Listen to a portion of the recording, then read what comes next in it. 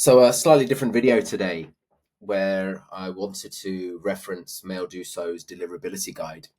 And even though the guide is super easy to understand and use, I appreciate there might be people out there that may not fully understand what it means in practice. I wanted to take this opportunity to run through it and hopefully give a little bit of guidance and hopefully give you the confidence if you've been sort of on the edge of actually, should I try Maildoso? Should I not? Hopefully this video will give you the confidence, because there's no one else in the space that knows deliverability like Maildoso.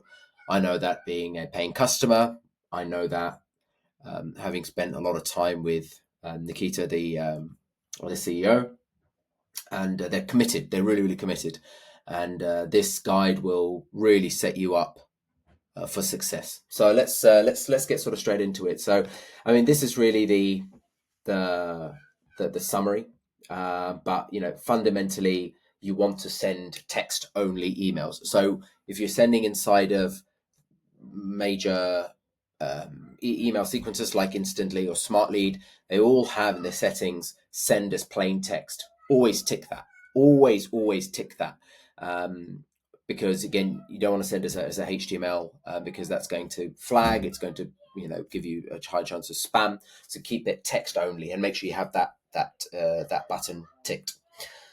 The simple signature element. So let me just actually go down this. So yeah, there you go. They've even give you videos. So how to do it in Smart Lead, how to do it in Sales Andy, how to do it instantly. Just make sure you do that. You only send as a plain text is very, very crucial. And I think everyone knows about this. I'm not going to talk about it, but tracking open rates, don't do it. It's affecting because for those who are not aware, when you do open tracking, what it is it's a invisible, basically pixel, like an invisible image that's added to the email. So therefore, that's why images in this message are hidden. And obviously, I know Smart Lead and Instantly have done things to overcome that, but it's still an unnecessary piece. Great, you got 90% open rate. So what? Are people responding? Are people replying positively? Those are the questions you need to be asking yourself. Yeah, avoid using images and links in your first email. Now, this is always an interesting one. Something that I've watched videos from Eric, who says, if you put an image, a personalized image, for example, or a link, that yes will lower your deliverability, but because of the quality content that you're putting in, it actually improves your positive reply or whatsoever. It might be something you want to balance out and think about. But I think for majority of people, you want to avoid, especially in the first email, right? Once you get into the inbox, the general rule of thumb is once you're into the inbox, the follow-up emails are going to get into the inbox as well.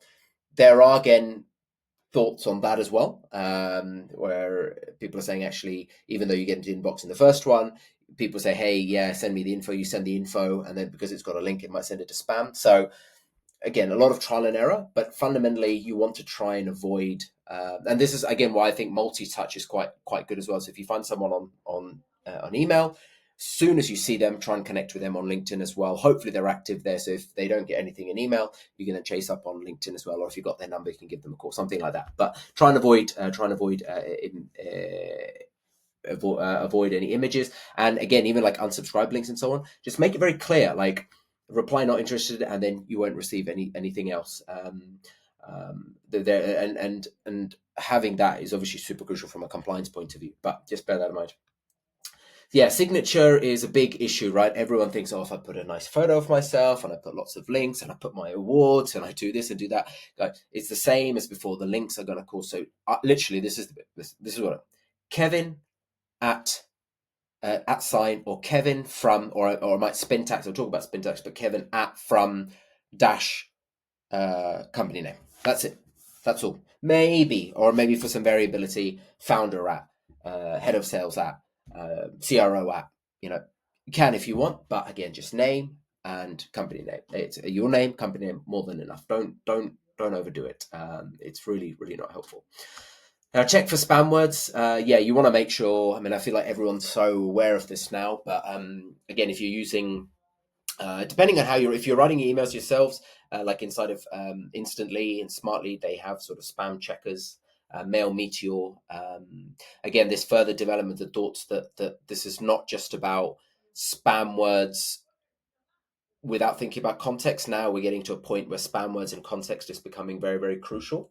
So, but the generic ones like free and urgent and click here, those type of things, obviously always going to be spam. But just make sure you don't you say words that add value, that don't look too pushy or urgent, and double check for spam words, because that's really, really important.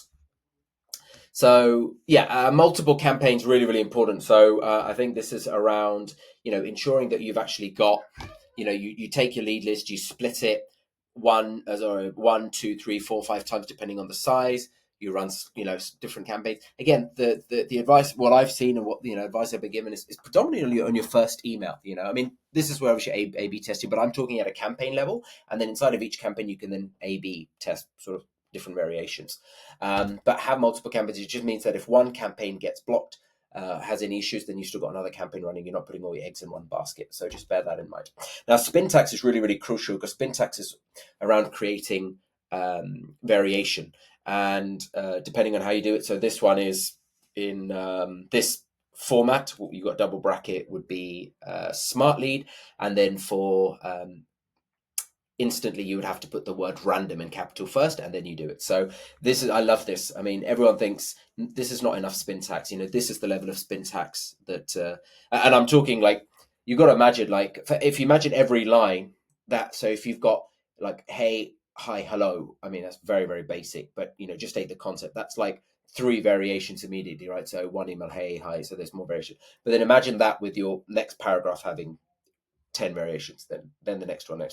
So a combination of actually using words, sentences.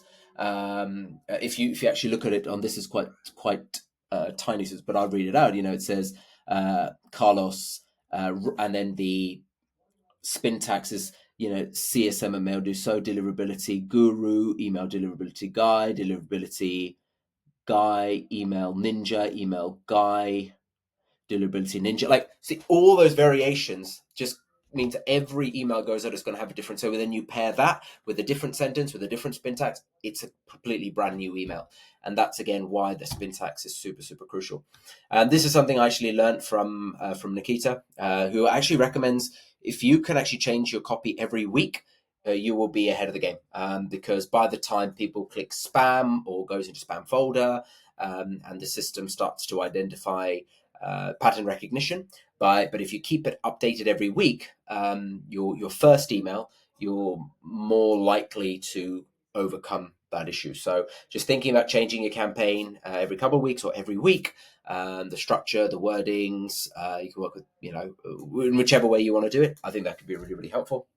The add unsubscribe header, I think, it's useful. Again, there are settings, and they show you how to do it inside of Smart Lead and Instantly. But this is, again, if you forget to do your unsubscribe, then having an unsubscribe header, basically what that would look like is, it looks like this. So you have an option so people can click unsubscribe and then they come off.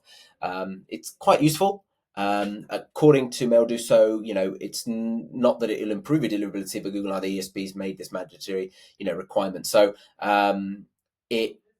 as long as you've got it in some form, the header, the message, or again, I wouldn't recommend as a link, but whichever way works best for you, that can really, really, really help you. So a lot of the tools now, like I said, like Instantly, Smiley, they're making it very, their job is to, you've got to remember, they don't have a business if they don't help you get into the inbox. Ultimately, it's our job when we write copy and we're thinking about data and all the other good practices. But fundamentally, Maildoso's here is to get you to the inbox as well, and they're giving you all this sort of best practice. So check out the guide. I'm going to link the guide in the comments as well. Give it a go. Any questions, obviously reach out to me, reach out to Maildoso. Absolutely brilliant. Can't recommend them enough. And I hope this video has provided some value. Cheers.